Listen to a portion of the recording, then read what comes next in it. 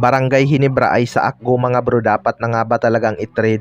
At si Drake Berfield niyabangan ang Barangay Hinebra. So isang heartbreaking loss na naman para sa Barangay Hinebra mga bro matapos ang kanilang big upset. Ginulat nga sila ng Blackwater Bossing kahit galing si Justin Brownlee sa kanyang monster performance. Taas nga ng kumpiyansa nitong bagong import ng Blackwater Bossing na si George King. Malakaway Leonard nga ang pormahan nito at pinatunayan niya din na kaya niyang buhatin ang Blackwater Bossing. 5 taon din mga bro bago natalo ulit ng Blackwater Bossing ang Barangay Hinebra.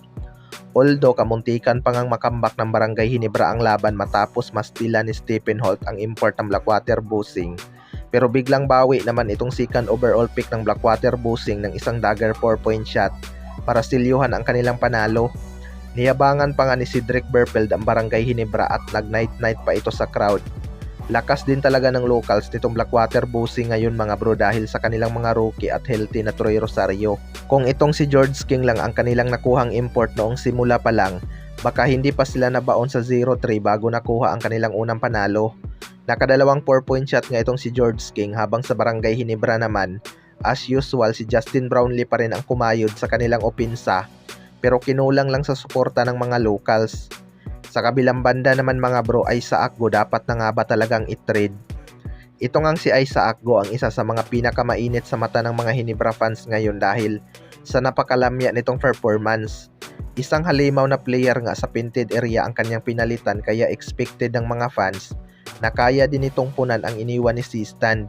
Sa 3 laro nga ng Barangay Hinebra mga bro, wala ngang naipakita na magandang performance itong si Isa Akgo. Kung gaano ito ka-shooter sa Terra Firma Jeep, biglang ang baliktad ang kanyang performance sa Barangay Hinebra.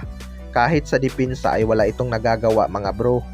Siya nga ang backup big man ni Japit Aguilar kaya kapag nagpapahinga si Japit ay biglang nag-iiba ang laro ng Barangay Hinebra.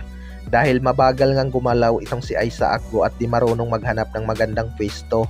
May mga nagsasabi pa nga na mas paborito pa daw itong gamitin ni Coach Tim Con kaysa kay Raymond Aguilar na todo bigay kapag may playing time. Kaya request nga ng ibang fans ay i-trade na itong si Isa Akgo. Well, para sa akin mga bro, kailangan talaga ng Barangay Hinebra ng solid na big man na pwedeng makatulong kay Japit Aguilar. Marami namang big man na hindi ball dominant pero kayang dumipinsa at makipagpalitan ng muka sa ilalim. Mukhang hindi talaga fit si Isa Akgo sa sistema ni Coach Tim Con dahil kailangan nga sa sistema ni Coach Tim ng magalaw na big man.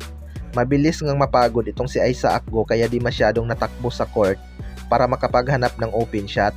Kaya abangan na lang natin kung ano ang plano ni Boss Alfrancis Chua. Kayo mga bro, ano masasabi nyo tungkol dito?